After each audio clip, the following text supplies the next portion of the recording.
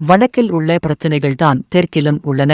நாடு என்ற ரீதியில் சிறந்த தீர்மானத்தை எடுத்தால் வடக்கு மக்களின் பிரச்சினைகளுக்கும் தீர்வு கிடைக்கும். நாட்டின் ஒற்றையாட்சிக்கு எதிரான கொள்கையை வகுக்க மாட்டோம் என பொதுஜன பெரமுனவின் ஜனாதிபதி வேட்பாளர் நாமல் ராஜபக்ஷ தெரிவித்தார். பேகம பகுதியில் வெள்ளிக்கிழமை இடம்பெற்ற தேர்தல் பிரச்சாரக் கூட்டத்தில் உரையாற்றுகையில் மேற்கண்டவாறு குறிப்பிட்டார். அவர் மேலும் தெரிவித்ததாவது: தேசிய தொழிற்துறையை மேம்படுத்துவதற்கு விசேட கவனம் செலுத்துவோம். தேசிய உற்பத்தியாளர்கள், முயற்சியாளர்கள் மற்றும் விவசாயிகளுக்கு முன்னுரிமை வழங்கி தேசிய உற்பத்திகளை மேம்படுத்துவோம். விவசாயிகளுக்கு நிவாரணம் வழங்கவும். தொழிலின்மை பிரச்சினை தற்போது தீவிரமடைந்துள்ளது. எதிர்வரும் 5 ஆண்டுகளின் 10 இலட்சம் தொழில் வாய்ப்புகளை அறிமுகப்படுத்துவோம். அதற்கான திட்டங்களை எதிர்வரும் 22ஆம் திகதி முதல் ஆரம்பிப்போம்.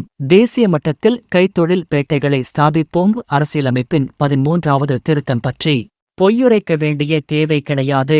முடிந்ததை முடியும் என்போம், முடியாததை முடியாது என்போம். வடக்கில் உள்ள பிரச்சினைகள்தான் தெற்கிலும் உள்ளன.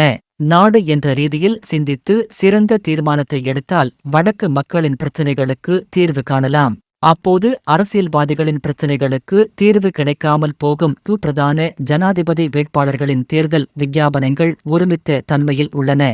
அதிகார பகிர்வு, தேசிய வளங்களை தனியார் மயப்படுத்தல், இறக்குமதி, பொருளாதாரம் ஆகியவற்றை அடிப்படையாக கொண்டுள்ளது. நாட்டின் ஒற்றையாட்சிக்கு எதிரான கொள்கையை நாங்கள் வகுக்கப் போவதில்லை என்றார்.